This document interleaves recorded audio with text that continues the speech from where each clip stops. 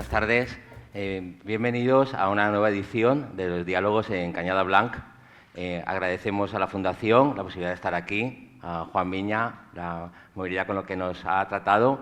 Se trata de una exposición colectiva de 4 autores, los 4 autores de Ficciones Las Justas, La nueva moral en el cine, la música y la pornografía.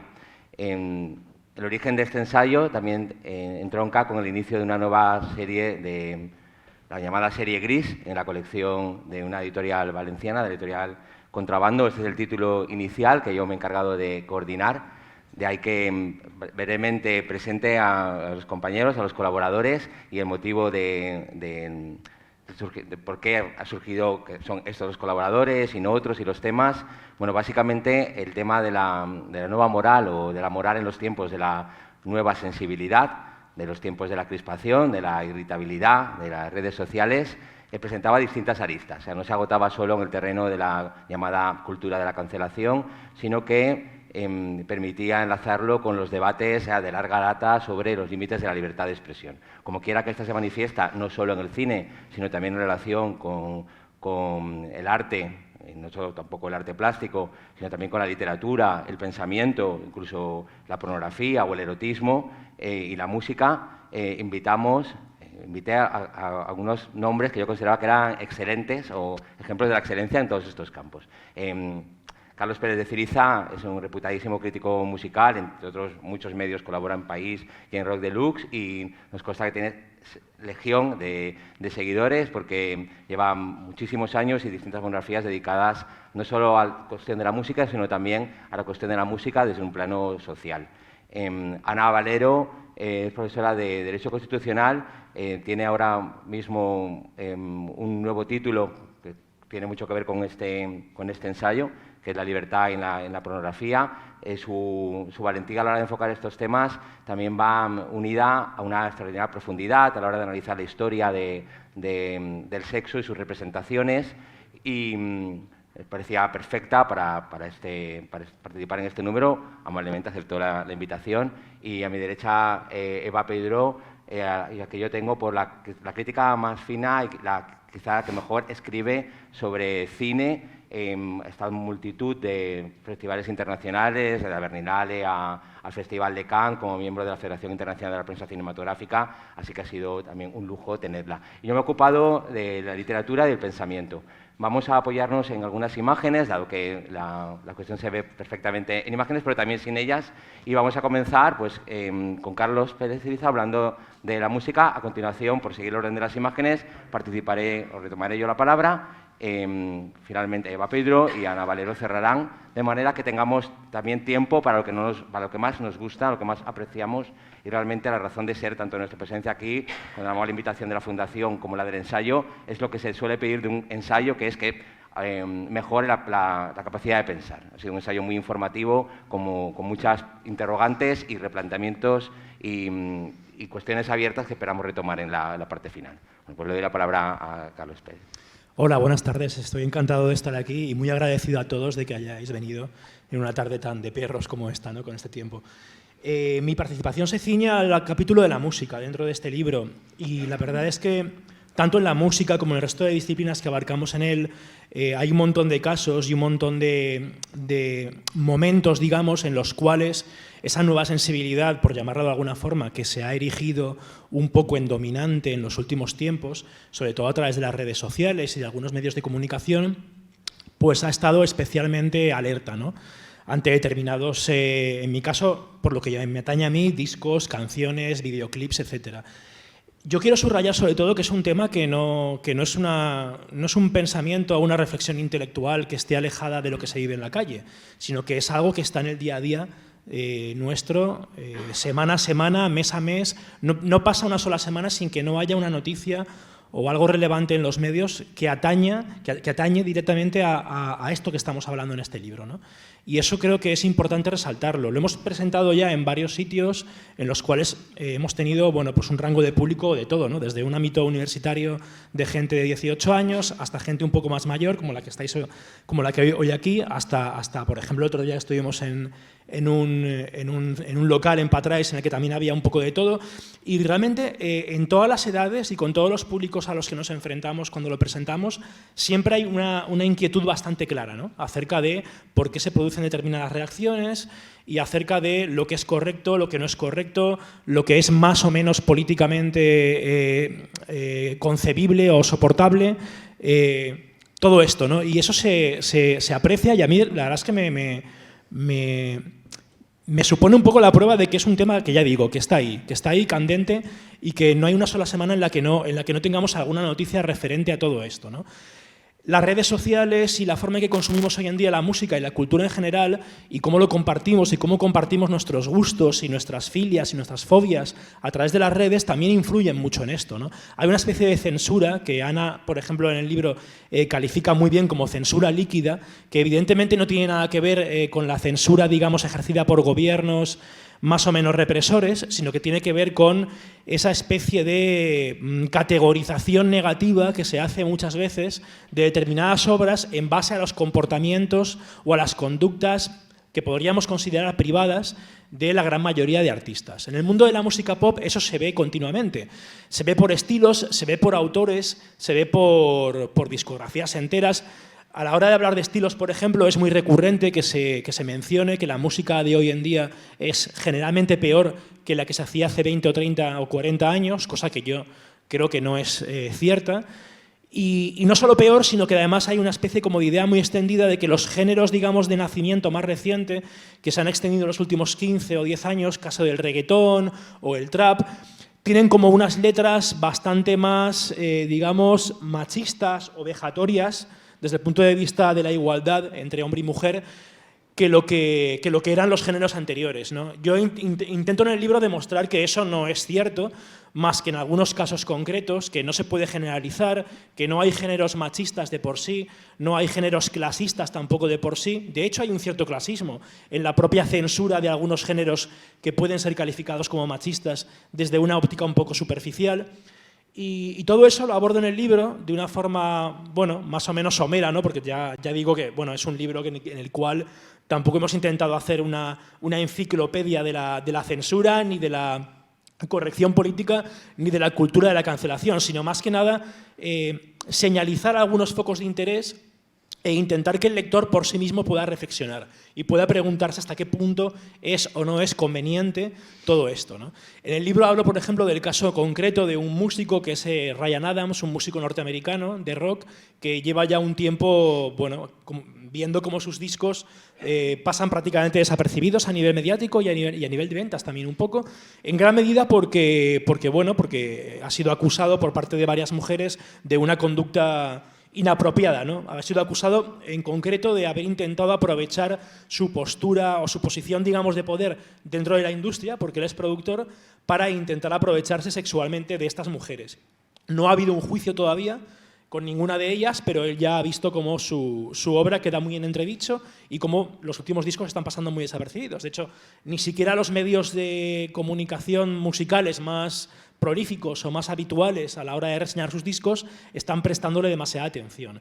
Ese es un caso por lo que respecta al ámbito internacional, pero no es algo lejano, no es algo que nos pille muy lejos, porque es una cuestión todo esto que también se aprecia en el ámbito nacional y en el ámbito incluso autonómico o local, ¿no? O sea, es como que ha habido muchos ayuntamientos, diputaciones incluso, que durante los últimos tiempos se han preocupado de alertar del uso indebido o de la emisión, digamos, indebida de determinadas canciones de reggaetón o de trap, porque pensaban que podían incitar a determinadas conductas, ¿no? Que podían incitar incluso a la violación directamente. Y ha habido ayuntamientos, diputaciones, centros culturales que se han encargado incluso de hacer una especie de lista en la cual ellos censaban una serie de canciones como si fueran censores, más que censores, pero no en el sentido de censar, sino de censurar, recomendando que esas canciones no se emitieran en las verbenas de los pueblos, ni fueran tampoco emitidas en los medios de comunicación públicos que dependen, digamos, de esos poderes públicos.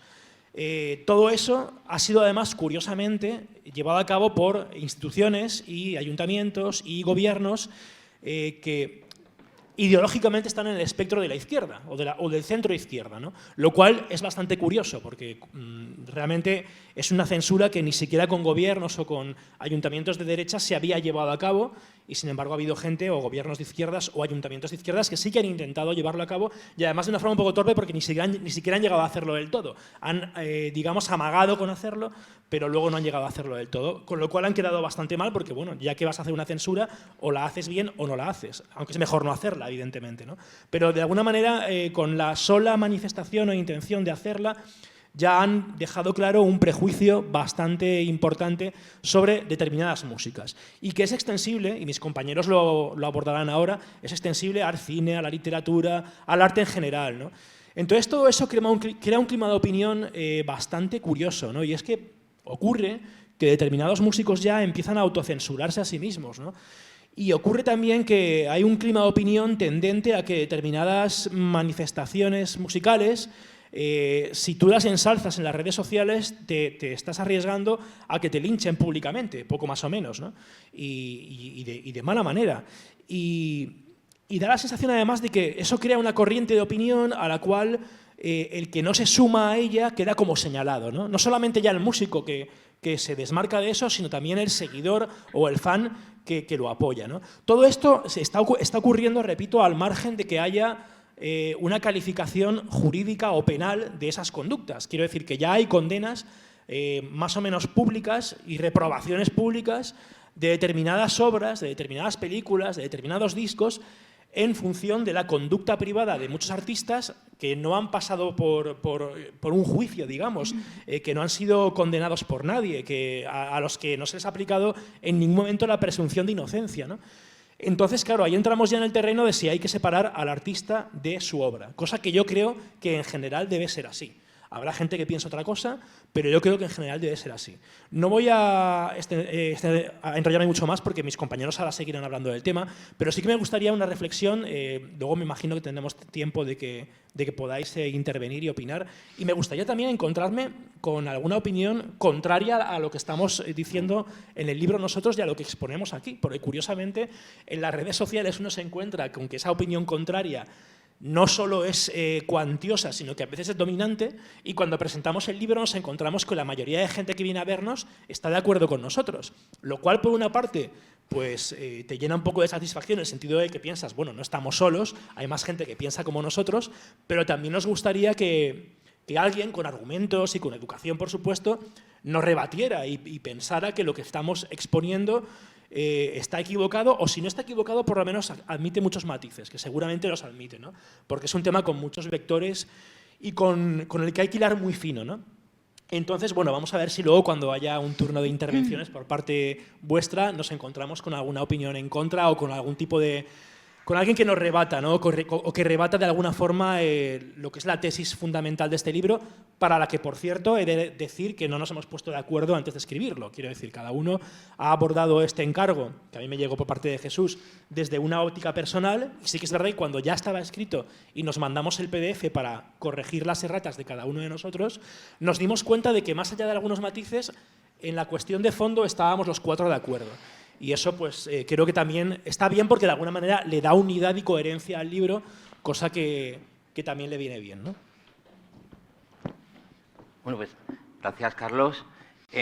Detrás mía tenemos una imagen de dos pensadores, de Hans-Georg Gadamer y de su maestro, Martin Heidegger. En filosofía estamos acostumbrados a una operación muy sencilla de desligamiento de obra y autor.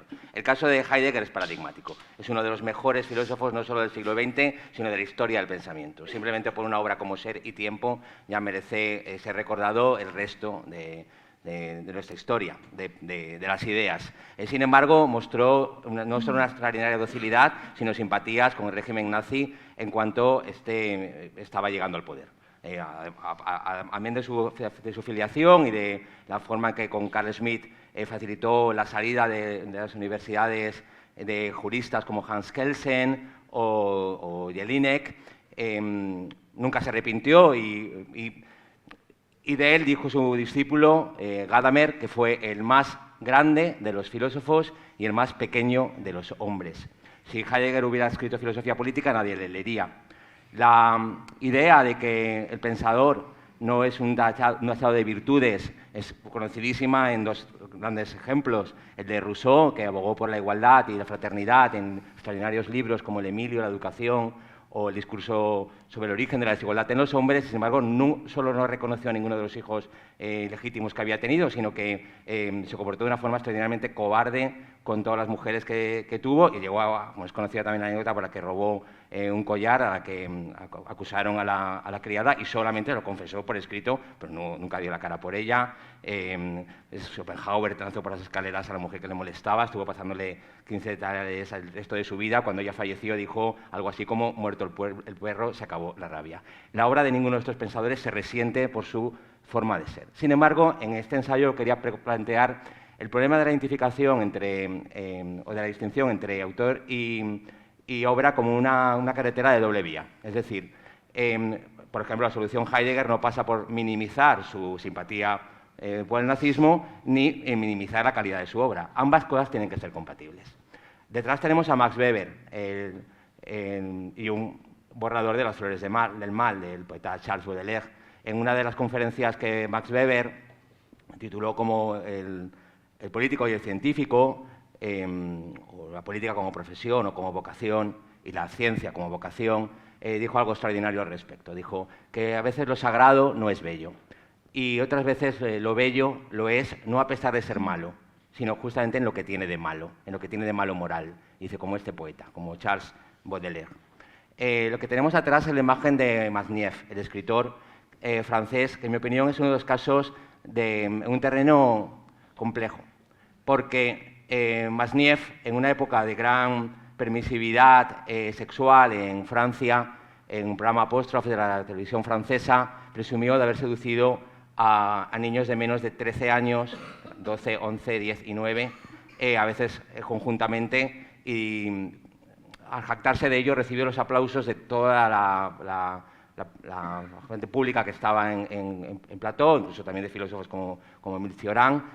Solamente una periodista canadiense dijo que lo que estaba haciendo este escritor era una apología del abuso sexual. Les quiero dejar ahora para más adelante. Esta imagen es de una jugadora que se negó a guardar un minuto de silencio el día de la muerte de Maradona, manteniendo la compostura. Dijo que para ser jugador primero había que ser persona. Persona, para los que nos dedicamos a la filosofía, es una palabra muy evocadora, que significa máscara. El prosopón, el teatro griego, el sonriente y la mueca de la tragedia. Es la forma en que actuamos en público. La pregunta que quería plantear en el ensayo, nada más comenzar, era si no había sido persona Maradona a lo largo de su vida. Tenemos a Denis Bombardier, en la cara con el escritor Masnieff, que es un gran escritor, tampoco es que sea un extraordinario escritor, pero sí que gozaba del respeto de la Academia Francesa de las Letras, de esa tradición que se remonta a Victor Hugo. Todavía quiero reservar la solución al caso Masnieff. Tenemos detrás una escultura de Voltaire. Voltaire fue el filósofo más destacado en la lucha contra la intolerancia, un término que hoy ha devenido ya ciertamente tanto reaccionario, porque ya no debemos tolerar ninguna conducta, ni la diversidad de convicciones religiosas, ni la diversidad de las orientaciones sexuales, sino una categoría más fuerte, que es la del respeto. Pero Voltaire fue un grandísimo adelantado a su época. Sonrío porque aquí tenemos algunos expertos en la figura de Voltaire, pero aquí aparece manchado de cubros de sangre, a veces, como le sucedía a David Hume, por una anotación a pie de página, por algún cuestionamiento sobre la superioridad racial o europea frente a otras culturas, sin ser ni en Voltaire, en sus posibles inversiones en el tráfico de esclavos, cosas completamente irrelevantes desde el punto de vista de la aportación al campo de las ideas. Y sin embargo, estaban siendo, como ha dicho muy bien mi compañero Carlos, magnificadas. La estatua de David Hume, el representante de la Ilustración escocesa, fue retirada del campus de Glasgow. Aquí tenemos un grupo de manifestantes cerca de una obra de Picasso, en el Museo Picasso de Barcelona, no el de Málaga, y al día siguiente el titular de La Vanguardia era Dora Maar a la sombra de Picasso. Dora Maar fue una extraordinaria pintora, 25 años menor que Picasso, a la que Picasso conoció cuando éste ya había revolucionado por completo la historia del arte. Es necesario reivindicar la figura de una pintora minusvalorando la aportación extraordinaria de un artista como Picasso. Intentar a partir de ahí comprender fenómenos tan dispares desde una óptica que podríamos llamar de las transformaciones culturales. El movimiento woke, o como movimiento woke se conoce el giro de la izquierda, en principio británica, laborista o del partido laborista, hacia el reconocimiento e incluso la celebración de la diferencia o de la identidad, por ejemplo, de la identidad en clave sexual o de la identidad en clave racial o de la identidad en clave postcolonial, en detrimento, digamos, de las tradicionales aspiraciones de la izquierda inglesa centradas en la redistribución de la riqueza, es decir, en cuestiones socioeconómicas. Hay aquí, en mi opinión, una primera clave del éxito de lo que podemos llamar nueva sensibilidad, que la nueva izquierda, la New Left americana también, señalada en los campus por revocar en una clave también postmoderna todas las convicciones relativas a lo que era el significado de la igualdad en la izquierda norteamericana, había apostado por algo a lo que sin duda la derecha también quería apostar, es decir, al abandono de las pretensiones ligadas a la transformación social en una clave económica, en clave de lucha de clases sociales. El movimiento woke ha tenido una extraordinaria importancia desde entonces y aún a día de hoy no parece no solo desmontado, sino que las elecciones francesas tan polarizadas con la desaparición de partidos tradicionales va justamente en esa línea, ¿no? Algo ha sucedido en el campo de la política que el identitarismo ha pasado a ser una señal de los partidos de izquierda. Pero queda otra pregunta, una pregunta inmediatamente posterior para responder, ¿no? La nueva moral, ¿qué tiene estrictamente de novedoso? En mi opinión, creo que el planteamiento de las relaciones entre ética y estética, separándolo en esferas autónomas, es un error. Digamos que es una respuesta mejor a la de la moralización consciente del arte vía la censura, pero es una respuesta que patina. La primera obra o la obra más influyente en la educación de los griegos, tal como mostraba Werner Jaeger en su clásico Paideia, fue Homero. O sea, Homero educa moralmente al pueblo griego. Desde el principio del género, en este caso oral, y de un personaje posiblemente inexistente, llamado Homero, que quizás sería simplemente una tradición poética en las últimas investigaciones de mujeres griegas, pero bueno, eso es otro terreno. Siempre que hay una ficción hay una moral detrás. Moral que viene de costumbre, igual que ética, significa exactamente lo mismo, remite a las pautas de comportamiento que se transmiten por una vía que no es ni la jurídica ni la política, sino por modelos de comportamiento. De hecho, he puesto aquí 3 obras de 3 autores a los que recomiendo. Stanley Cavell, que es un profesor de estética y teoría del valor en la Universidad de Harvard. El cine puede hacernos mejores, es un análisis de las comedias de Screwball, las comedias de enredo norteamericanas, tipo Historias de la Filadelfia, como el mejor ejemplo de lo que significa el perfeccionismo moral de Emerson. Es decir, hacernos mejores, vivir la vida dándonos lo mejor, ¿no?, de nosotros. Iris Murdoch, en La salvación de las palabras, hace una distinción fabulosa que creo que también echa luz al problema de la nueva moral o la nueva sensibilidad. Y es lo que distingue la fantasía de la imaginación. O sea, a partir de la fantasía podemos actuar como el personaje de Vladimir Nabokov, Humbert Humbert en Lolita. Deformamos el mundo para que se parezca a lo que queremos.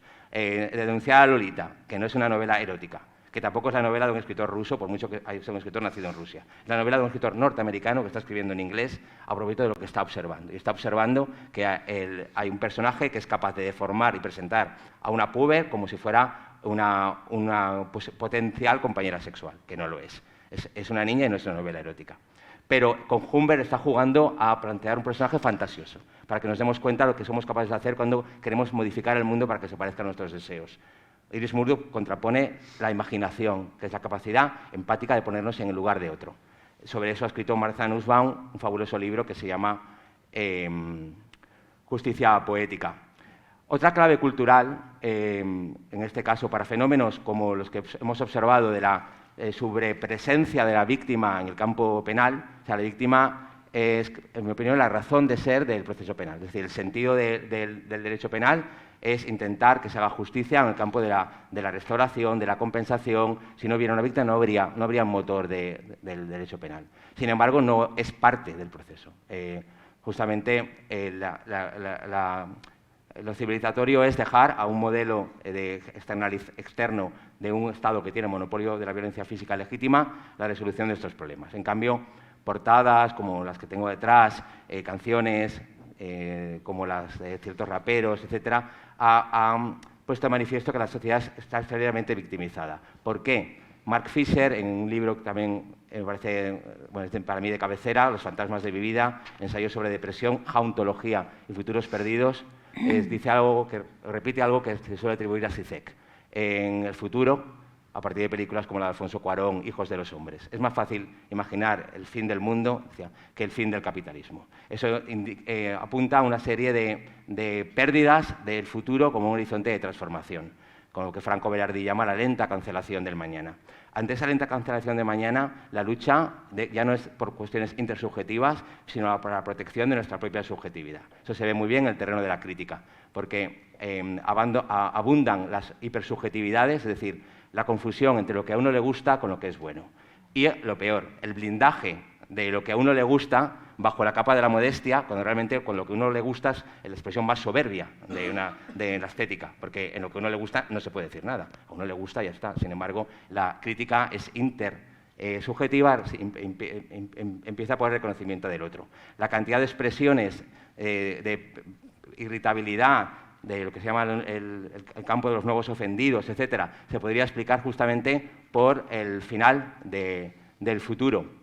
Sin embargo, casos como los de Gil de Viedma, cuando es premiado por el Centro Cervantes y coincide que se ha sabido a partir de sus diarios que ha tenido relaciones sexuales también con menores, la irrelevancia del dato en relación con el premio es suficiente como para que no debería haber pasado de en mi opinión, porque en el libro también ofrece algunas respuestas, de una posición que en absoluto es interesante. Es decir, Gil de Viedma es un extraordinario poeta, no hay ningún verso que se resienta, igual que no hay ninguna nota o ninguna escena del cine de Woody Allen que se resienta, o ningún trazo de la pintura de Picasso que se resienta por haber sido o por haber tenido cualquier conducta privada. En ese caso, es posible que incluso la vida privada potencie el campo, al menos material, de su obra poética. Hay una frase final en el libro de Hegel, bueno, está hacia el final de un libro complejo, que es La fenomenología del espíritu, que en fondo resume un poco mi posición al respecto de lo que significa la nueva sensibilidad. De un lado, la nueva sensibilidad y la llamada cultura de cancelación exige un trabajo de distinción entre la crítica legítima a las obras. La crítica legítima a las obras parte desde un debate simétrico, igual que en el derecho tenemos la cuestión de la presunción de inocencia o el principio de contradicción, que no se da en la cultura de la cancelación, que tiene una naturaleza esencialmente punitiva. Jonathan Bauch, un teórico, un crítico norteamericano, ha establecido hasta 11 claves de distinción entre la crítica legítima y la cultura de la ya así llamada cultura de la cancelación. Pero en el terreno estético de la obra literaria, por ir cerrando, la moral nunca debe ser confundida, lo decía muy bien Paul Luque, ganador con Las cosas como son del primer anagrama de ensayo hace 2 años, con la moralina. Es decir, el autor no puede volcar a su moral al lector para que éste simplemente la digiera como algo ya dado, sino que tiene que ofrecer los comportamientos de los personajes de una manera lo suficientemente compleja como para que, si no se hace una suspensión de la moral en el terreno de la literatura, como quería Milan Kundera, a menos no tengamos la tentación de juzgarlos, pero juzgarlos ni para bien ni para mal, ni para perdonarlos. En este caso, fenómenos como lo que está ocurriendo en Hollywood, de premiar películas que se llaman de las good feeling movies, películas de buenos sentimientos, porque tienen personas minusválidas o sordos, obedece justamente a esa confusión de planos estéticos, lo mismo que el llamado tokenismo, que es la representación forzada de minorías culturales en la revisión de clásicos, por ejemplo, de los años 80. Podemos ver Los cazafantasmas de los años 80, ciertamente el personaje interpretado por un actor de color es más bien residual y con poco diálogo, pero en la versión de reciente año, con una persona de sexo fluido o heterosexual, una persona negra, una persona china, parece que sea extraordinariamente forzada la inclusión en el guión y eso resiente la calidad estética. Pero acabo con Hegel, como prometía. Hegel recuerda o nos propone que nos imaginemos en el local del lacayo, del sirviente, del siervo, del ayudante de cámara, es la expresión de Hegel, de Napoleón Bonaparte. El ayudante de cámara, el sirviente de Napoleón, observa cada vez que Napoleón se quiere poner el peluquín mejor o se crea un lamparón. Y cuando tenga que hablar de él, hablará del lamparón y hablará del peluquín y hablará de lo que él ha visto hacer en la cámara por vanidad. ¿Qué se está perdiendo? Se está perdiendo todo. Se está perdiendo la obra. Se está perdiendo la obra del que extendió el liberalismo en la Ilustración, con sombras y luces, obviamente, el Código Civil de 1804, las transformaciones jurídicas. Eso mismo nos pasa a nosotros si adoptamos el punto de vista de si identificándonos en la vida privada de Woody Allen, de Roman Polanski, de Maradona, de Gil de Viedma, también de Masniev, de cualquiera de los autores. Es decir, en mi opinión, un autor, un pensador debe ser juzgado por aquello mejor que ha aportado a nuestra vida y no por aquello que ha hecho lo peor. Hegel nos invita, al fin y al cabo, que elevemos la mirada y no adoptemos el punto de vista del sirviente del arte, sino justamente de un ciudadano autónomo con capacidad de crítica, capaz de disfrutarlo. Gracias. Bueno, que eso te lo he dado, pero no... Bueno, buenas noches y bueno, gracias a todos por venir y me alegra que el tema que hemos tratado en este ensayo sea de vuestro interés. Hasta ahora lo hemos comprobado así y como estaba diciendo Carlos, en los debates posteriores a las presentaciones que hemos hecho del libro nos ha encantado comprobar que la gente incluso se sentía, por decirlo de alguna forma, aliviada al comprobar que alguien que había escrito algo y que había reflexionado sobre el tema coincidía con lo que ellos pensaban. La censura, conocemos todos perfectamente el alcance de la censura, además perteneciendo a las generaciones que pertenecemos, los que estamos aquí y habiendo vivido en este país, sabemos lo que significa. Los creadores audiovisuales se han enfrentado a las presiones sobre su obra o se han adaptado, se han autocensurado o se han revelado a lo largo de la historia. ¿Y por qué esta censura? Porque la especificidad que tiene una obra artística, más allá de un panfleto, es la libertad de expresarse y expresar de una forma en la que la estética juega con las ideas de una forma especialmente transgresora y de una forma que normalmente es mucho más accesible para el público. La primera...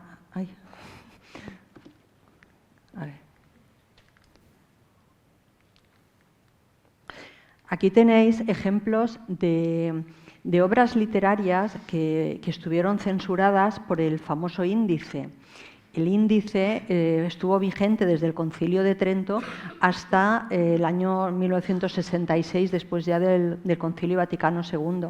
Y aquí estaban la lista de los libros o bien prohibidos o los libros que tenían que leerse con especial cuidado para personas determinadas, formadas, que no estaban accesibles al público en general.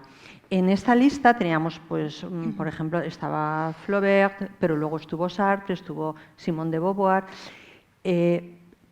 pero la literatura era un peligro, pero si pensamos que cuando nació el cine y cuando se pasaron las primeras películas en España, todavía en el siglo XIX, el índice de analfabetismo, o sea, mejor dicho, las personas que sabían leer y escribir eran un 33% de la sociedad. Por lo tanto, el peligro que podía tener un libro era absolutamente incomparable al peligro de una película por la que tú pagabas céntimos y podías entrar y no necesitabas estar formado, ni necesitabas saber leer, ni necesitabas nada, porque estabas en una atracción de feria que estaba abierta a gente de todas las edades y de todas las condiciones. Entonces, el mensaje que una película pudiera transmitir al público era potencialmente, tenía una potencia nuclear de subversión en el caso que hubieran querido. Por ejemplo, una de las primeras películas en 1896 se llamaba El beso. Era un cortometraje de la productora de Edison en el que se veía una pareja besándose en el año 96. Luego, aquí podéis ver esta película del año 33. Es una película en la que la protagonista es Hedy Lamarr, ya sabéis que fue la precursora del Wi-Fi.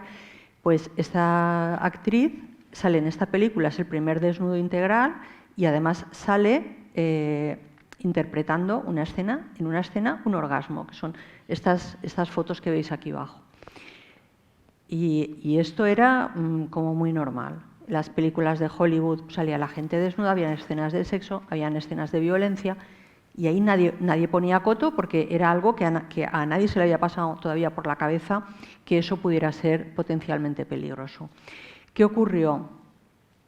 Que eso no podía durar siempre. Entonces los productores, con una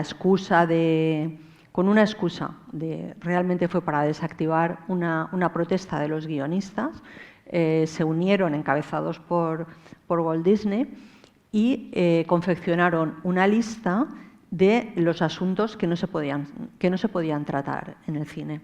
Y entre esos asuntos que no se podían tratar era una lista súper detallada y no decían, no se puede tocar la violencia en el sexo, no, decían, se puede tocar la violencia, pero si sale un arma tiene que estar justificado. Si sale un atraco no van a detallar el modus operandi.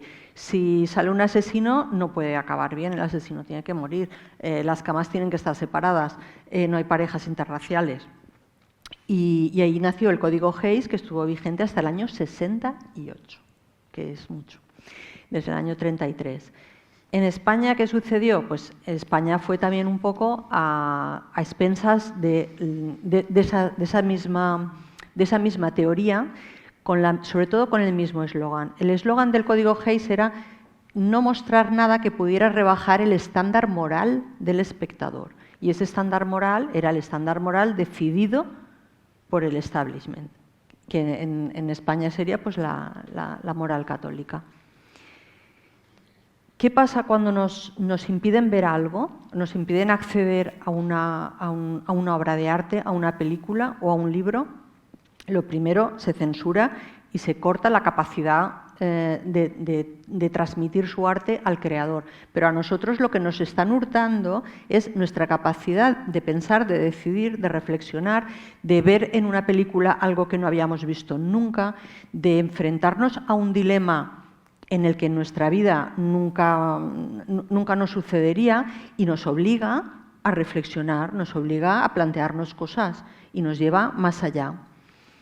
Y os digo esto porque esto va a enlazar con el siguiente tipo de censura, que es el que ha surgido en el siglo XXI. En el siglo XXI tenemos una nueva frontera de la intolerancia, que es la intolerancia hacia el ataque a las minorías o, en el cine, por ejemplo, a la falta de representación o una representación estereotipada o negativa de colectivos de una raza determinada, de una religión o de un sexo. Y esto, ahí ningún problema. Nos parece fenomenal que el cine refleje la diversidad del mundo, porque lo que no puede ser es que en todas las películas, por ejemplo, la gente fuera blanca y no saliera ningún negro, y si salía un negro era pues para hacer de un papel humorístico o un papel de delincuente. Ahí hemos adelantado muchísimo y eso es fenomenal. ¿Dónde viene el problema? El problema viene cuando estamos intentando representar un mundo que es el mundo ideal, y el mundo ideal no existe.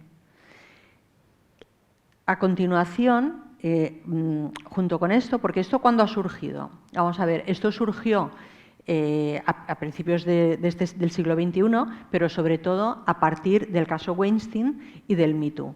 La actitud de los creadores en su vida privada afecta a la obra. Entonces los espectadores ya no pasa como antiguamente, por ejemplo, con personajes como el actor Fatih Arbuckle, que lo veis en el libro este de Kenneth Anger, Hollywood Babilonia, donde salen todos los casos de los actores o directores que tenían unas conductas que no eran aceptables.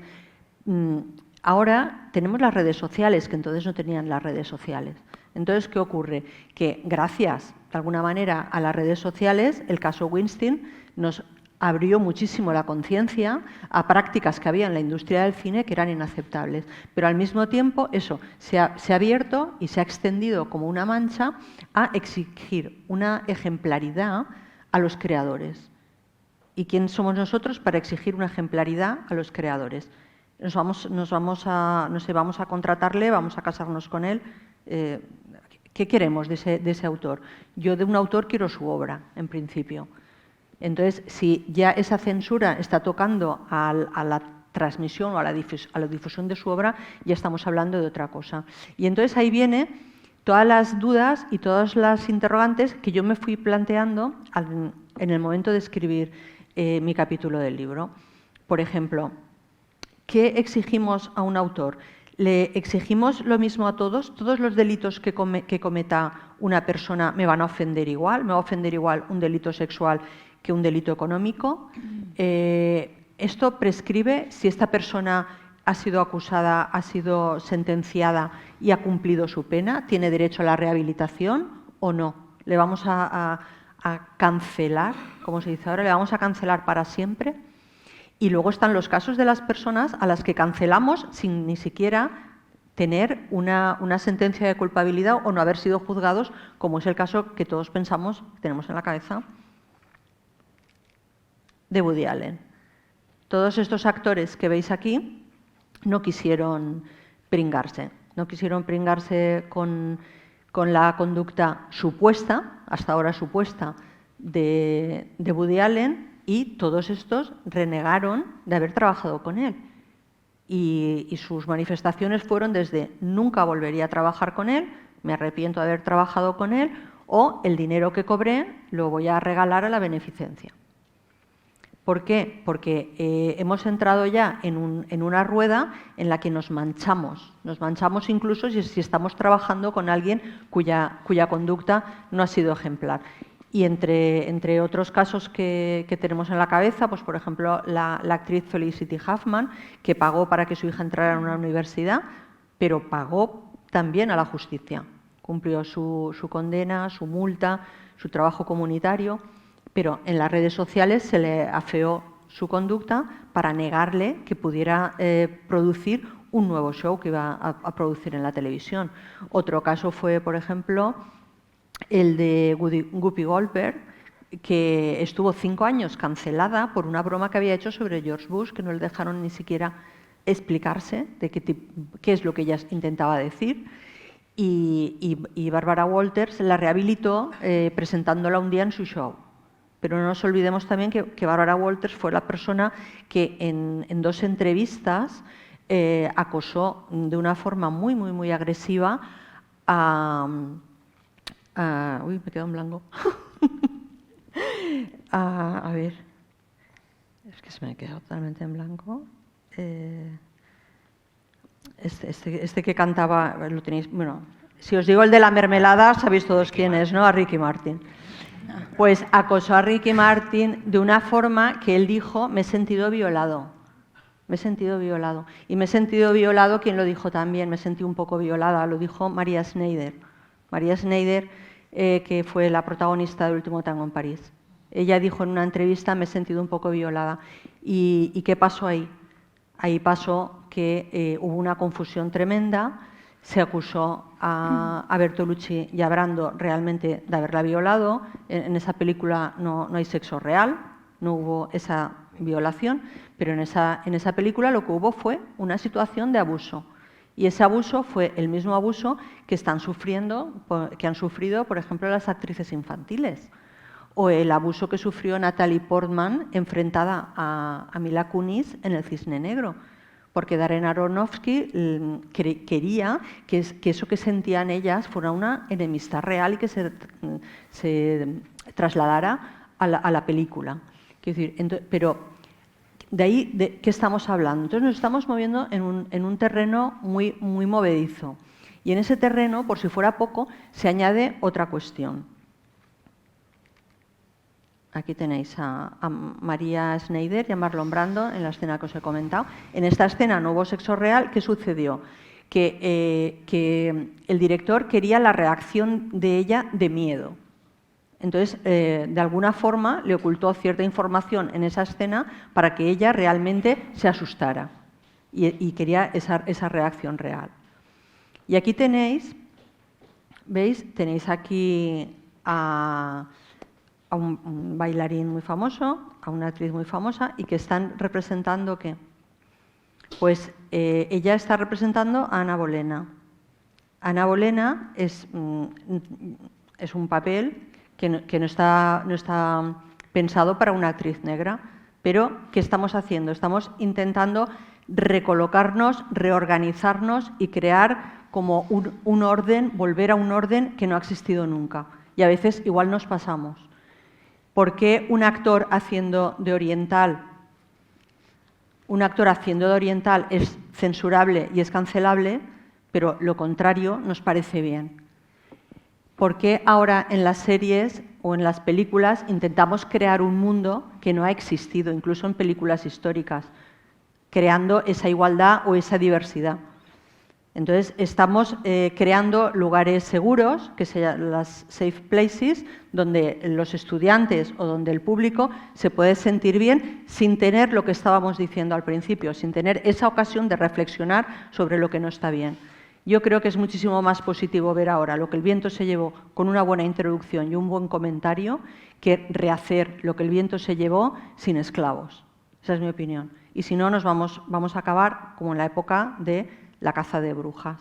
Y vamos a cancelar a la gente, no va a poder escribir y no va a poder trabajar según por lo que piense en su vida privada. Entonces, a mí lo que me gustaría es que no aceptáramos nada sin pensarlo y que reflexionemos un poco, porque ahora mismo estamos en una época en la que estamos todos muy despiertos, muy woke, pero ese woke no nos tiene que hacer darle a un like o bloquear a alguien solamente por mimetismo. Y eso es todo. Gracias.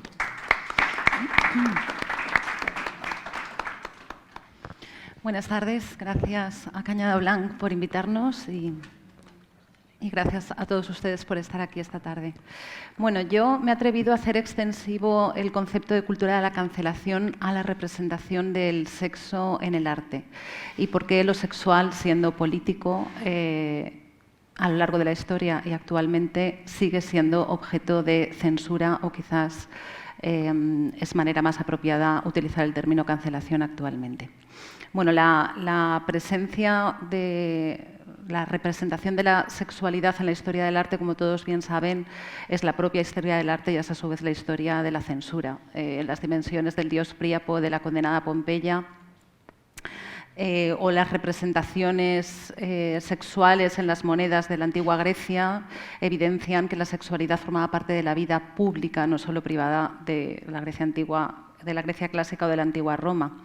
En Oriente también la representación en el arte de la sexualidad está muy presente, en ocasiones vinculado a la dimensión espiritual del ser humano, del hombre. Y bueno, aquí tenéis los templos de Kama Sutra o de representación de la sexualidad, el primer libro pornográfico quizás de la historia, que es el Kama Sutra, estos templos de Khajuraho. Pero también en el Shunga japonés, por ejemplo, encontramos representaciones explícitas de la sexualidad humana. Aquí tenéis el sueño de la esposa del pescador. El concepto de pecado en la cultura occidental generó el gran oscurantismo sexual de la Edad Media, pero incluso en ese periodo tan oscuro, algunos capiteles de templos griegos o góticos, como tenéis aquí en pantalla, contenían o incluían representaciones de onanismo, de sexualidad explícita. Incluso existió un género literario llamado Le Fabuleux, que eran fábulas eróticas escritas en prosa, y el Decamerón de Boccaccio es un ejemplo de ello.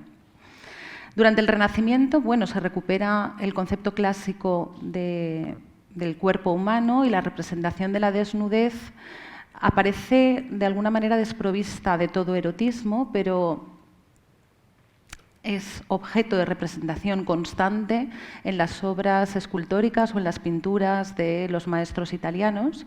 Sin embargo, sería demasiado osado decir que la representación de la desnudez o de la sexualidad en el arte renacentista fuera pacífica, como significó, por ejemplo, el gran escándalo que generó la presentación del juicio final, obra cumbre de la Capella Sixtina, que tenéis aquí en el año 1547, si no recuerdo mal. Después, durante el siglo XVIII, estamos en momentos también de la persecución de la literatura de los llamados mauvais livres. Estamos hablando de la época del Marqués de Sade y su Justine, o de Fanny Hill de Cleland, que es una obra explícitamente sexual, pero que a su vez es una ácida crítica a la sociedad del momento, a través de la sátira, a través del humor. Con ello quiero poner de manifiesto uno de los aspectos más importantes desde mi punto de vista del arte sexual o de la manifestación de la representación de la sexualidad explícita, que es su dimensión política y contracultural. El concepto moderno y que sigue siendo actual de pornografía surge en el siglo XIX en el marco de la moral victoriana. Aquí tenemos al dios romano Pan teniendo relaciones sexuales con una cabra.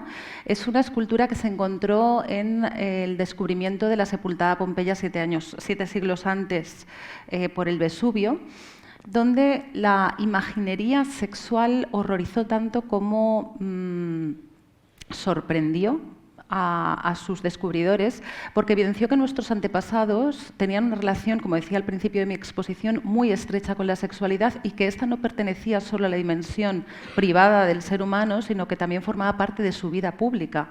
Esto lo evidencia que pinturas explícitamente sexuales aparecen no solo en los muros o en las paredes de las casas privadas, sino también en instituciones o edificios públicos.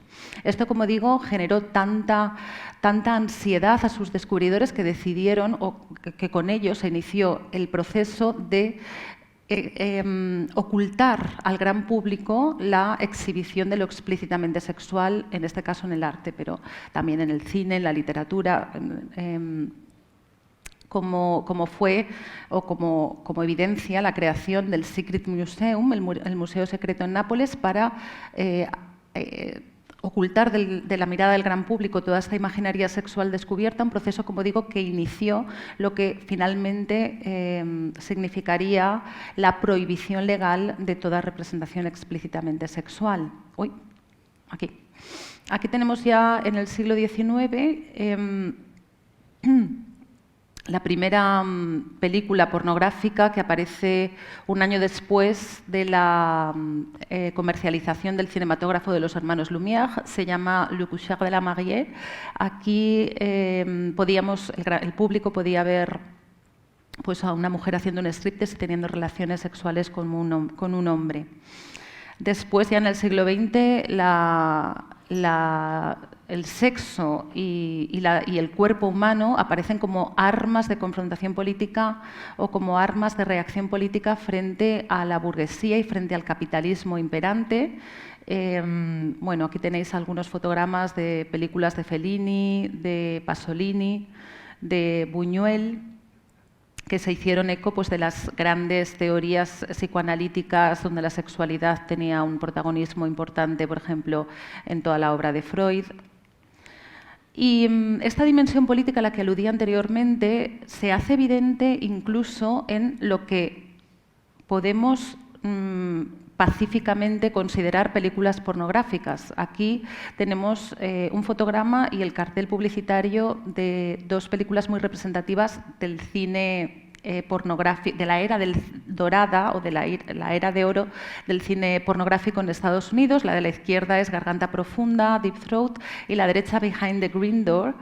Esta segunda tiene, aludiendo a esa dimensión política que comentaba, tiene una escena desde mi punto de vista muy representativa en la que Mary Chambers, que es una actriz rubia que representa, bueno, es una actriz de Hollywood, ¿no? Rubia, que representa a la mujer independiente, la mujer que decide por sí misma en el sexo, etc., tiene relaciones sexuales con un negro que aparece en la película, además pintado con pinturas tribales. Solo 5 años después de que la Corte Suprema norteamericana declarase constitucional el matrimonio interracial. Quiero decir que esa declaración previa de constitucionalidad después tiene una manifestación cinematográfica en una película explícitamente pornográfica a través de una escena tan potente como la que acabo de señalar. Aquí tenemos una de las fotografías de Robert Mapplethorpe. Quien duda que detrás de sus fotografías pornográficas de hombres, en ocasiones negros, hay una clara voluntad del fotógrafo de reivindicar cuestiones tan importantes como las atrocidades que las atroces consecuencias de una enfermedad como el SIDA o las reivindicaciones del colectivo homosexual en estos años 70-80 en Estados Unidos, ¿no? Sin embargo, la censura, con respecto a Mapplethorpe quería señalar también que agitando las fotografías de Mapplethorpe, el senador Helms consiguió en esos años en el Senado norteamericano que éste retirase cualquier tipo de financiación al arte explícitamente sexual.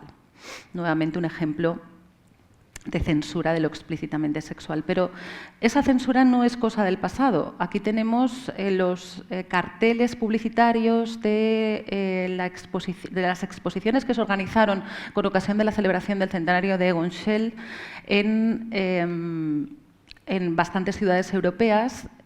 2 países europeos, que yo sepa, Austria y Reino Unido, consideraron que los genitales de las obras de Schiele debían ser cubiertos porque era éticamente discutible que estos pudiesen exhibirse en el espacio público, como puede ser una boca de metro, ¿no?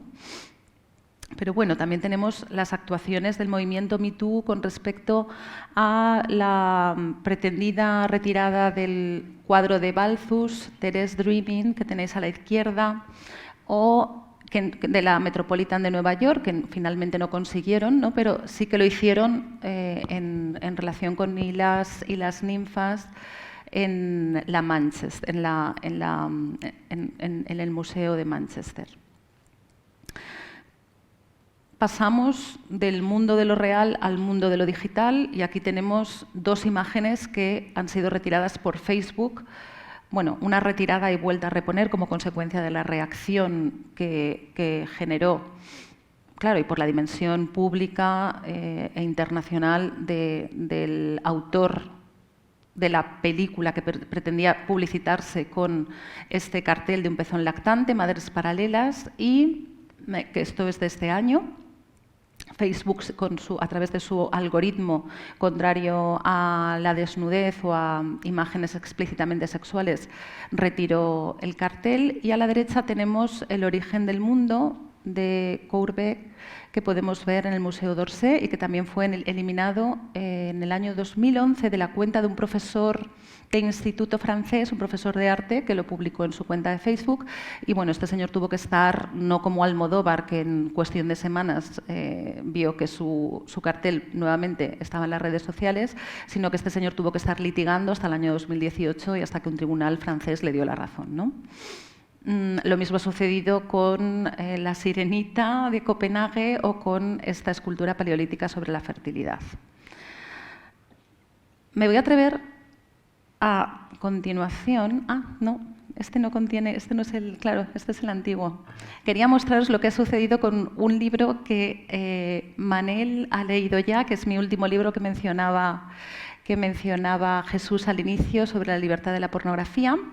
En él, no os lo puedo enseñar, pero aparece una fotografía que pretende ser un homenaje al cuadro de Courbet, El origen del mundo, y este también ha sido retirado de las redes sociales, de Facebook, de Instagram, por supuesto, y sorprendentemente también para mí de Twitter, que yo pensaba que tenía una política distinta a ese respecto, pero también fue objeto de cancelación allí.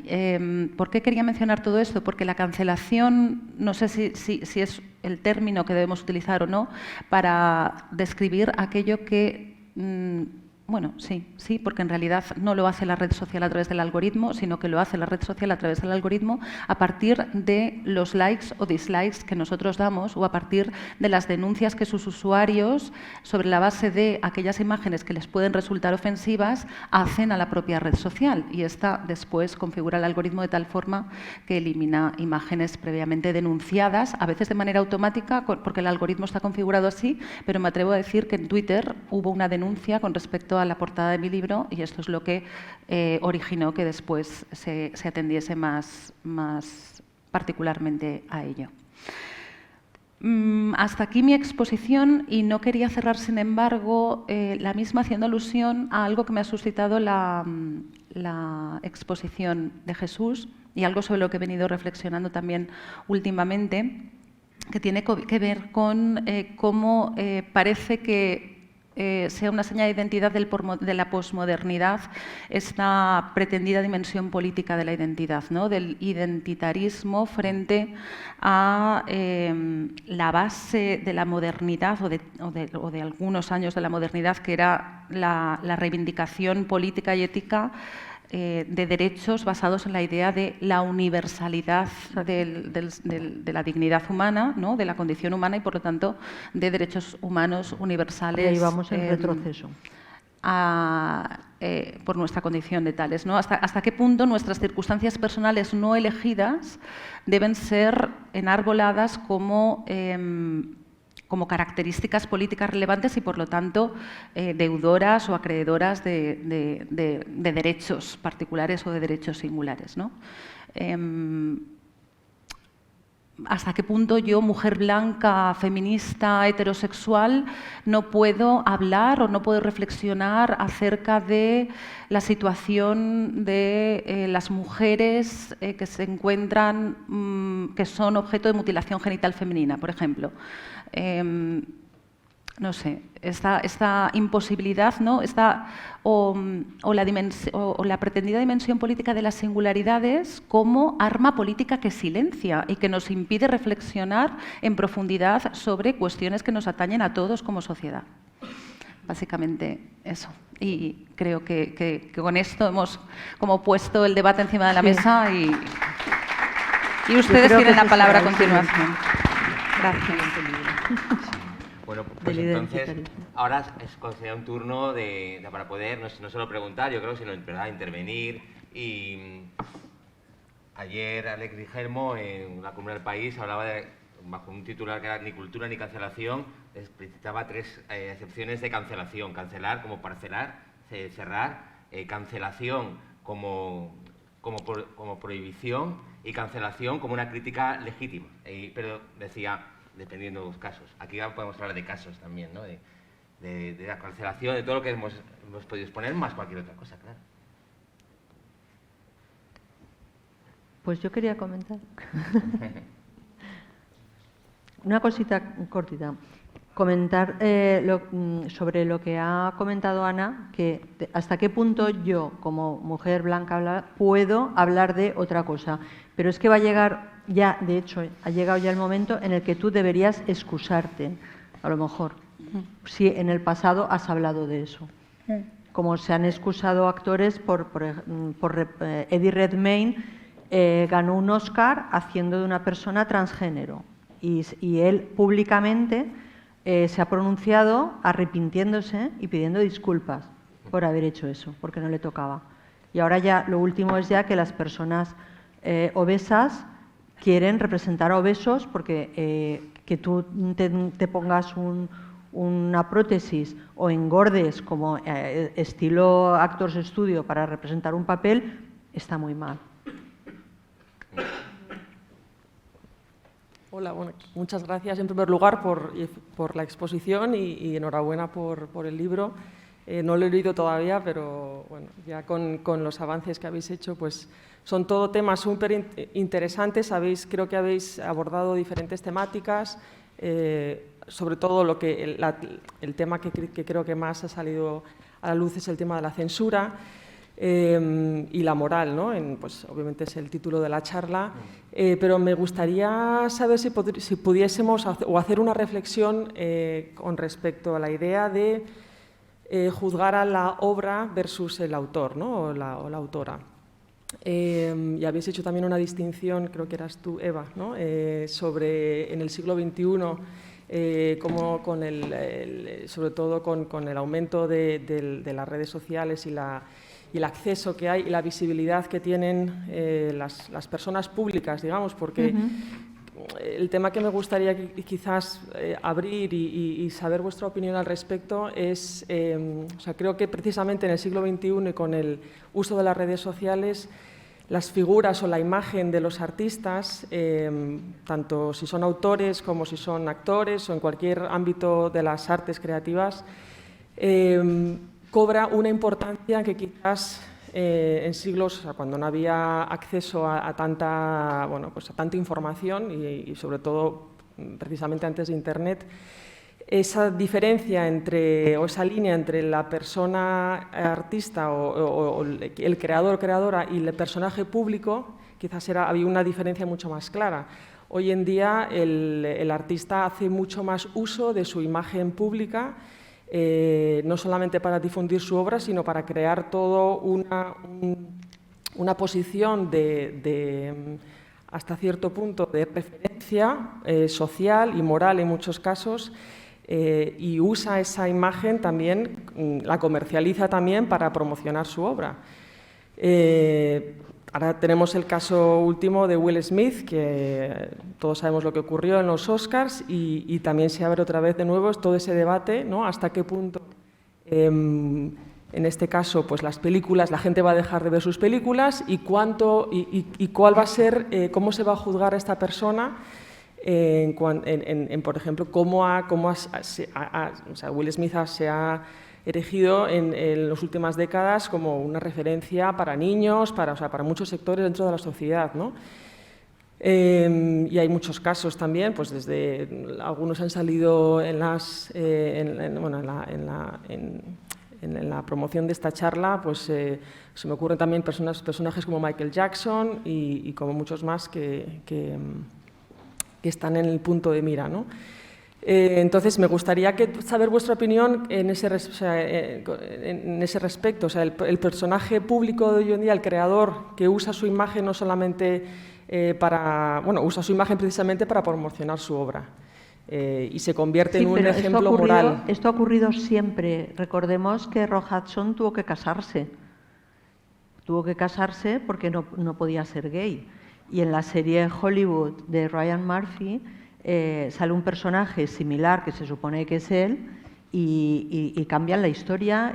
A eso me refería yo en la última parte de mi intervención. Y se cambia la historia como para que es aceptado. ¿Cuál es la diferencia? La diferencia es que el estándar moral que había hasta los años, en los años 50, por ejemplo, respecto al caso de Rock Hudson, ha cambiado. Porque nuestra moral en general ha evolucionado. Y somos más abiertos y todo, no quiero decir tolerante ni integrar, o sea, tratamos a toda la gente según su opción sexual igual. Entonces, esto ha cambiado, pero el vender la imagen, todos los actores tienen un publicista, tienen relaciones públicas y viven de su imagen. Quiero decir, eso es como una condena que llevan ahí, pero de eso a que tú les puedas exigir una ejemplaridad. No, pero precisamente eso, porque usan su imagen para dar credibilidad a la obra que ellos hacen. O sea, es ahí donde creo que en el siglo XXI y con las redes sociales es donde está invadiendo la imagen pública, estamos como sociedad poniendo a estas personas como ejemplo moral, precisamente por el privilegio que tienen de esa visibilidad pública que no existía en otros. Pero eso habla más de nuestra falta de criterio que de una práctica porque estamos hablando de actores que son productos. De todos modos, yo sí que estoy de acuerdo con lo que dice ella en el sentido de que hoy día el artista es más esclavo de su imagen que hace 20 o 30 años, por eso mismo, porque está vendiendo parte de su privacidad día a día en las redes, ¿no? Entonces, eso no justifica, obviamente, que haya que juzgarlo de forma más severa por eso, ni mucho menos. Pero sí que es verdad que cuando tu producto cultural lo estás vendiendo también con parte de tu vida privada, porque todo el mundo sabe perfectamente dónde has comido, con quién has estado viendo un partido de fútbol, dónde estás pasando las vacaciones, porque tú lo estás transmitiendo todos los días, ¿no? Al final sí que crea una dependencia mayor, o sea, una esclavitud en cierto modo mayor del artista respecto a su vida privada que no antes, ¿no? Eso yo sí que creo que ocurre. Evidentemente, luego, a ver, va a haber juicios sumarísimos, vendas o no vendas tu vida por las redes, porque cuando murió Maradona se le crucificó y Maradona en los 80 no vendía su vida por las redes sociales ni tampoco en los 90 y se le estaba pasando factura por lo que había hecho entonces, ¿no? Más allá de cómo jugar a fútbol. Pero sí que es verdad que ya es eso. Yo creo que ahora mismo el artista en general, en el mundo de la música por lo menos ocurre, ¿no? Yo creo que ocurre en todos los ámbitos, pero en el de la música sin duda, ¿no? Las celebridades venden su vida a diario en las redes sociales. Eso además elimina por completo el factor de misterio que había antes, y es que tú no sabías qué era de la vida de milagros de Bowie, por ejemplo, o de Brian Ferry o de Freddie Mercury. Lo sabías cuando él lo contaba y daba alguna entrevista o cuando se escribía luego un libro, pero no había ese escrutinio público tan claro de cuál era la vida privada del artista o del músico en este caso, porque no había redes sociales y no las utilizaban para eso.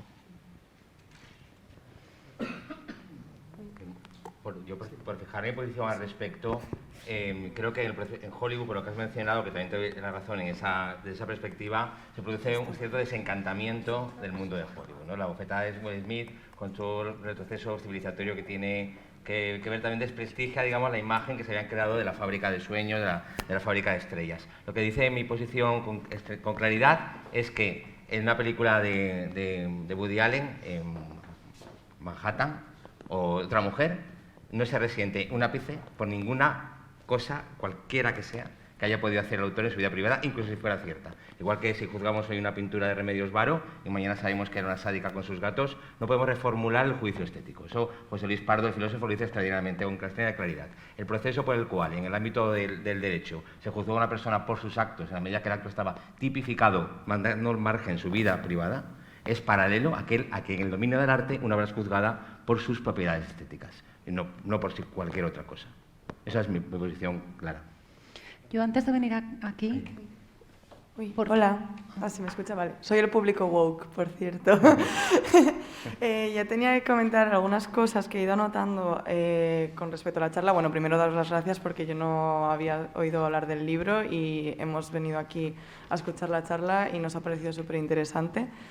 Y bueno, decir que quería preguntar, bueno, y poner también a debate ciertas cosas, como por ejemplo la que estabais hablando ahora de separar al artista de la obra. Si yo, por ejemplo, en el ámbito privado podría juzgar a mis conocidos o mis amigos por ciertos actos que hacen y no por cómo me vayan a caer o lo talentosos que sean o algo, ¿por qué debería hacer la diferenciación con una persona mucho más famosa simplemente porque la sociedad ha dictado que su obra es buena en referente a los códigos estéticos y narrativos? Y por eso, o sea, considero que es importante, que creo que deberíamos culpar a los medios y no tanto a nosotros por el hecho de hacer el juicio, porque al final son los medios los que dicen de qué nos enteramos de la vida privada de alguien y de lo que no. Pero creo que sí que sería importante, porque al final esta persona, con sus actos que haya hecho, está generando beneficios y está generando una fama y se está quedando absuelta de todo lo que ha cometido, simplemente por el hecho de que es muy bueno en lo que hace. Y quería preguntaros también eso, en plan... Pero, a ver, has dicho que se absuelve de lo que ha hecho solo porque su obra es buena. Bueno, en el sentido, por ejemplo, con Polanski en sentido o por social. Griffith, exacto. O Plácido Domingo, el caso Plácido. Claro, exacto. Al final, para mí me parece interesante conocer su vida privada simplemente porque al final esta gente se están quitando estas cosas malas que hacen simplemente por el hecho de pertenecer a la alta sociedad del mundo del artisteo. No sé. Pero eso de alguna forma es lo bueno del efecto Me Too. Si tú ves eso y sabes que esa persona ha actuado de esa manera y esas mujeres no lo han denunciado en su momento, lo ideal es que eso mueva a la gente a denunciar. Claro, por eso, es que estaba entendiendo... Que se sepa es bueno. Sí, pero estaba entendiendo justo lo contrario por lo que estabais comentando, por el hecho de que no queríais, o lo que he entendido yo, a lo mejor he entendido mal, conocer la vida privada y de que antes no se juzgaba tanto. Yo creo que el hecho de poder tener las redes sociales y poder conocer más la vida de estas personas hace que podamos cribar más quién entra en esta alta sociedad y quién no. Y no sé, o sea, bueno, es que tengo un montón de cosas que comentar en verdad y creo que me estoy yendo un poco del tema, pero... Sí. Pero bueno, principalmente esa era una, lo de separar la obra del artista. Yo personalmente no considero que se debería separar la obra del artista porque gracias a movimientos como este se puede denunciar este tipo de cosas, si no nadie habría sabido nunca nada. Y por eso me cuesta como entender el límite que intentáis trazar entre separar la obra del artista con no conocer su vida privada a está guay denunciar todas estas cosas. Hay una confusión de fondo. O sea, Roman Polanski ha hecho películas maravillosas. Chinatown, Tess, Los Suderville, Repulsión, El marido de los vampiros. Ninguna de esas películas, o sea, el juicio estético, se ve afectado por la vida personal. Pero la confusión, por la vida personal de un autor, sería absurdo, ¿no? Son esferas autónomas, cada una, como diría, con sus propios... Ahora bien, la confusión autor-obra, lo que digo es que funcionan en una doble dirección. Ni esas películas hacen a Polanski mejor persona. La madre de Polanski la gasearon viva en Auschwitz y a su mujer la mataron, a su hijo y a ella la asesinaron. Como, no es un monstruo, pero bueno, lo que hizo fue terrible y prácticamente ha hecho cosas que aparentemente sea una persona nada ejemplar. Bueno, pero la película no la hace mejor persona. Eso es lo que quería decir, que ni en ninguno, más ni en ningún ejemplo que hemos puesto, la obra lava al autor tampoco. O sea, la separación funciona en dos direcciones, es lo que yo quería decir. Ya, pero por ejemplo, Roman Polanski sigue recibiendo premios a día de hoy por las películas. Por su obra. Por las películas. Claro, pero en este caso, ¿por qué debería yo estar premiando a alguien que ha abusado de mujeres cuando yo en la vida privada no alabaría a alguien por muy bueno que sea o por su obra sabiendo que ha hecho eso? Porque no lo juzgas como persona por sus actos, juzgas sus películas. Ya, y si esa persona tiene algo por lo que acusarle, llevarle a juicio o moralmente, eso es otra cuestión. Pero no se ha visto repercutido en su vida privada. O sea, porque tiene su carta y su todo. ¿Tú piensas que debería llevar una letra escarlata de alguna forma? O sea, que de alguna forma esa persona tendría que estar condenado a no hacer más películas, por ejemplo, o que sus películas no se proyectaran. Pues sí, eso funciona en algunos casos, en otros En el también. caso, vamos al caso de Polanski, por ejemplo.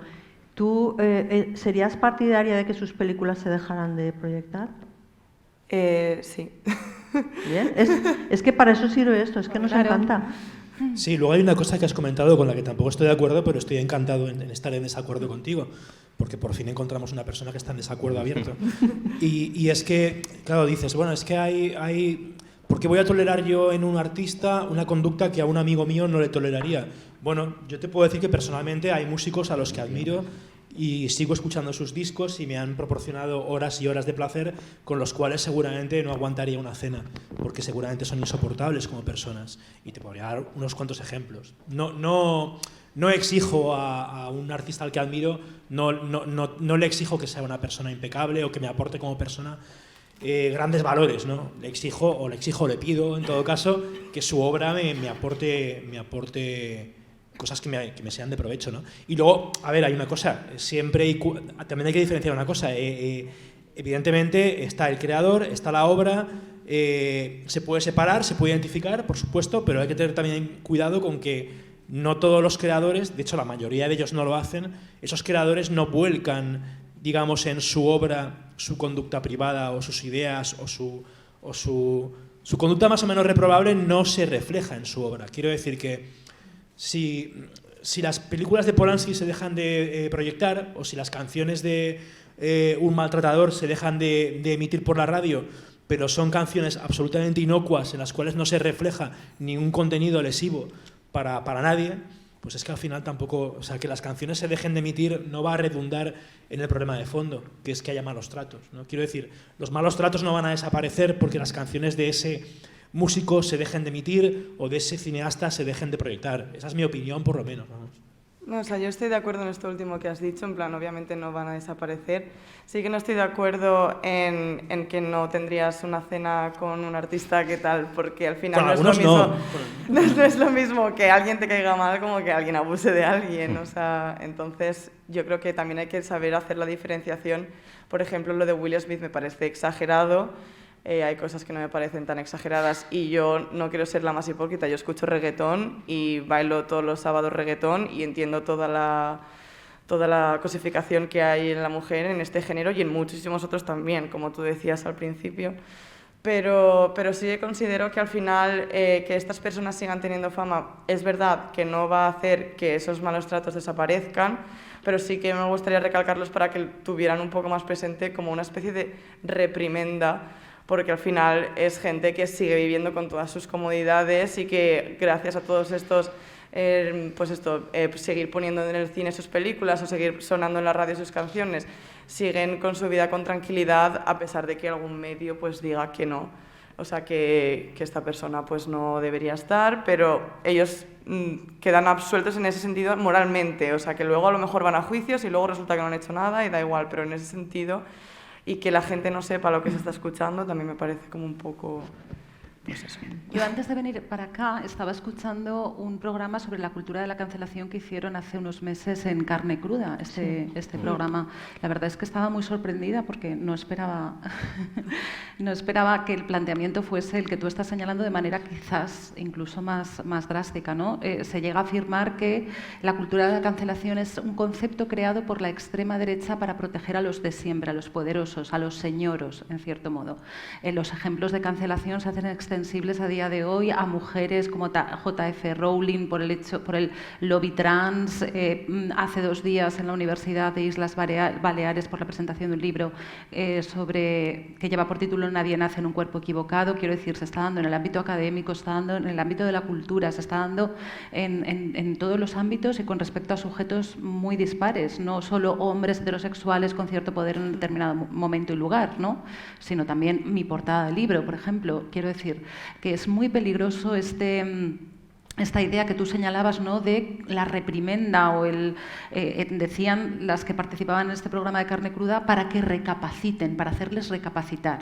Es muy peligroso el linchamiento social, el linchamiento mediático, el linchamiento a través de las redes sociales y, sobre todo, vulnera uno de los principios básicos sobre los que hemos construido el Estado de Derecho, que es la presunción de inocencia y, sobre todo, pues si seguimos creyendo en que la división de poderes sirve para algo y de que los juzgados y tribunales, con independencia, podemos hablar del carácter conservador de los jueces, de cómo el acceso al mismo quizás determina que los jueces en la mayoría de los casos sean conservadores, pertenecientes a una élite social, etcétera, etcétera. Eso es otro discurso, ¿no? Pero si seguimos pensando que un tribunal es el que debe dirimir acerca de la culpabilidad de alguien, esta otra reprimenda, por utilizar tu terminología, me resulta llamativa. O sea, es como ponerle un nombre distinto a lo que señalábamos antes, a la censura tradicional de todo aquello que era contrario a la moral hegemónica en ese momento, anteriormente basada en preceptos religiosos, después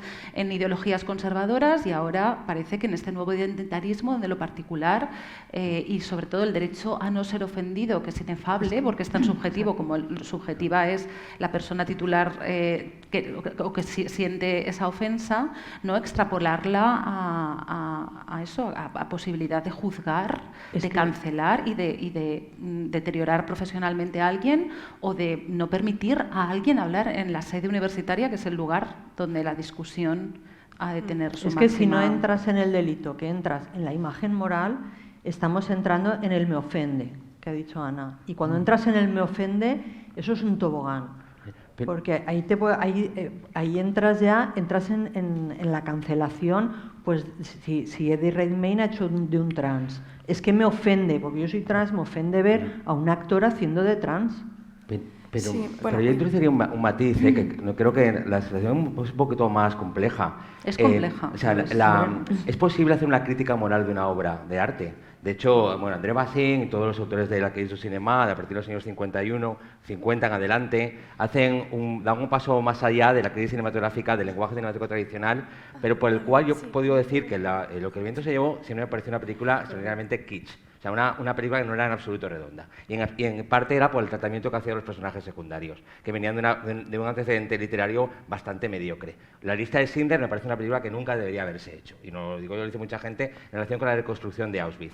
En la crítica cinematográfica tú puedes decir que la dirección de fotografía es excelente, que la elección de los actores está genial, que la educación, pero que en el plano moral sucede algo. Entonces, eso se puede hacer. Hoy, ¿por qué un disco como Motomami, y ahí Carlos y yo no estaremos de acuerdo, a mí me parece que es una trampa? Me parece una trampa porque Rosalía juega con lo que algunos autores llaman el agujero negro semiótico. Es decir, la imposibilidad de distinguir ningún signo, o sea, las mujeres siendo en motocicleta, como si no supieran ir en motocicleta, moviendo el culo. ¿Por qué lo hacen? Porque a la vez permite la lectura, la interpretación en clave de empoderamiento y a la vez da lo mismo de siempre. Y como no hay como consecuencia de la destrucción de los códigos del canon, digamos, postmoderno, puede jugar con todas las cartas de la baraja. Entonces, claro, que también hay parte de la crítica que no se atreve a hacer una lectura moral. Aquí en Valencia, así como una cartelera de cultura cinematográfica que pasaba todas las películas por el filtro de la lectura en clave marxista, ¿no? Entonces había películas como Blade Runner con unas extraordinarias críticas negativas, como por cierto le pasó a John Ford con El hombre que mató a Liberty Balance. Son unas críticas desastrosas, algunas en clave moral.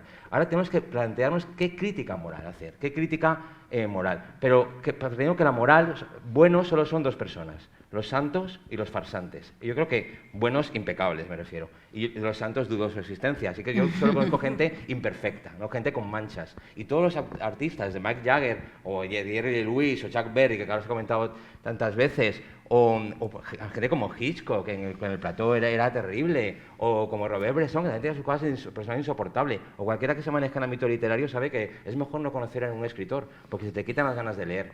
Entonces, de leerle. Entonces digo que es una cosa terapéutica casi, esa distinción, es decir, no quiero perderme nada, eso es lo que yo llamo con lo del lacayo de Napoleón, ¿no? No quiero perderme nada, entonces prefiero mantenerlo separado, porque si no me produce algún tipo de contradicción, ¿no? Pero que va de Carballo a Kubrick, es que son tantos los casos de biografías que lees y... De Kubrick no veríamos más películas de Kubrick. Sí. Y respecto a lo que el viento se llevó, me he acordado de la anécdota que me contó hace poco Molly Haskell, la crítica de cine. Ella es especialista en lo que el viento se llevó y dio un curso en Yale solo de lo que el viento se llevó. Y me comentaba que le habían llamado mujeres jóvenes negras diciéndole que para ellas Scarlett O'Hara había sido un personaje inspirador, porque se identificaban, más allá de lo identitario que estábamos diciendo, como negras, como por su raza, se identificaban como mujeres y que le pareció una cosa extraordinaria. Mira, se me pone la piel de gallina de pensarlo. O sea, me pareció genial. Pero es que vamos ahora a lo contrario. Sí. Perdonad. Yo, nada, la última intervención y ya, muchas gracias, porque me está... No, a ti. Mucho. Luego dejas el teléfono. No la soltemos. Luego dejo ya. Quería saber también si había una diferenciación, porque, por ejemplo, cuando estabais hablando de cultura de la cancelación, me parecía completamente contrario lo que decíais acerca de la pornografía y las imágenes de desnudos integrales en Facebook, porque me parece como una cancelación muy de extrema derecha, a la cultura de la cancelación en el sentido de el ejemplo de Eddie Redmayne o de Ana Bolena siendo negra y todo eso, que yo considero que esta cancelación no va por tanto el hecho de censurar a alguien en concreto, sino por el hecho de intentar que todos nos demos cuenta de que si estas personas no tuviesen esta inclusión forzada, nunca llegarían a estar incluidas. Claro, entonces, porque es una reacción. Claro. Entonces, no sé si, al enfocar todo esto como la cancelación, no sé si es como que hay dos cancelaciones, la cancelación de extrema derecha y la cancelación a nivel... pues eso, reaccionario, identitario, o como lo veis vosotros. Y ya está, muchísimas gracias. Yo es que ahí creo que al final evidentemente hay diferencias, ¿no? Está claro. Y luego hay que ver cuál es la intencionalidad que hay detrás de eso. Pero al final, cuando tú estás empleando unos procedimientos determinados desde un posicionamiento progresista y acabas haciendo prácticamente lo mismo que posicionamientos de extrema derecha, pues no sé al final cuál es la utilidad, ¿no? Por ejemplo, te pongo un ejemplo muy sencillo desde el ámbito de la música, ¿no? Que es una cosa muy bien intencionada que han hecho algunos promotores, han montado festivales de mujeres, Festivales en los que solamente tocan grupos o bien formados por mujeres o liderados por alguna mujer, ¿no? Y a mí eso, pues con todos los respetos, que me parece algo muy bien intencionado, porque viene a intentar solventar el desequilibrio por razón de sexo en la representación, digamos, de los músicos en los festivales de este país, y de todos, me parece un error, porque al final, o sea, si tú quieres luchar contra la exclusión, no puedes excluir, o sea, no puedes hacer un festival que sea solo de mujeres y excluya a los hombres. Creo que lo puedes hacer, por supuesto, pero me parece poco práctico. Es mucho más práctico, en ese sentido, intentar corregir el problema de base e intentar luchar porque las mujeres tengan una representación en los grandes festivales y en los grandes carteles y en los grandes escenarios. Eso se logra poco a poco, evidentemente. Es una labor de mucho tiempo, pero no vas a conseguir lograrlo, desde luego, haciendo un festival solo para mujeres y minoritario. Creo que hay una pregunta ahí. Hola. Hola, Sara. Yo la verdad he encontrado este debate súper interesante. ¿Se oye? Ah, vale. No, una de las cosas que veo, por ejemplo, un poco difícil, porque estoy de acuerdo en separar la obra, pero lo veo muy difícil, porque de alguna manera, y yo me incluyo en esa gente, convertimos a los autores en nuestros ídolos, y es una cosa innata del ser humano de crear ídolos, porque personajes inmortales, y por mucho que queramos separarlos, acabamos defendiendo también al personaje si defendemos la obra un poco, porque a mí me sucede eso, o sea, no me pueden caer demasiado mal de alguna manera, ¿no? Y yo pienso que igual para evitar ese maniqueísmo y esa simplificación que supone juntar, o sea, o hacer una correspondencia directa entre obra y autor, habría que dejar de lado ese fanatismo, ese ser fan, ese ser ídolo y la fascinación, porque nos vuelve muy manipulables esa fascinación. Y eso digo que es muy difícil de hacer. Yo pienso que es lo más difícil. Y el fanatismo, además, es una especie de populismo, como puede pasar también en la política, que juzgamos a la política por una cara o porque tiene el peluquín así o así, y lo mismo nos pasa con un poco los autores. Y, por ejemplo, pues eso, la imagen que tenemos de muchos autores, muchas veces que ni siquiera es real, son proyecciones nuestras o los convertimos simplemente en chivos expiatorios de nuestras perversidades y de las de la sociedad en general. Entonces, no conocemos realmente al autor y por mucho que... O sea, entonces, eso es difícil, lo único que yo veo. Y luego lo de juzgar obras antiguas con la nueva moral, eso sí que me parece completamente absurdo, porque esos son testimonios. Si los cambiamos la historia, eso sería absurdo. Y aparte de eso, los autores son hijos de una época y una moral que cambia. Se acaba la batería. ¿No? Que cambia muy deprisa, ¿no? Y que lo que era hace 30 años aceptable, ahora ya no lo es, pues bueno, pero tú no puedes ahora a posteriori decir, no, es que... Porque todos nuestros padres mismos ahora estarían juzgados porque nos pegaban, ¿no? Y bueno, pues... ¿no? Oye, hacemos una cosa para variar y dado que la intervención no es una pregunta y nos parece a todos tan razonable, acabamos estando con la voz de uno de vosotros y acabamos aquí el acto para poder conocernos y tomar algo y daros las gracias a todos. Y podemos seguir, ¿eh? Por haber venido. Bueno, muchas gracias a todos los presentes y gracias.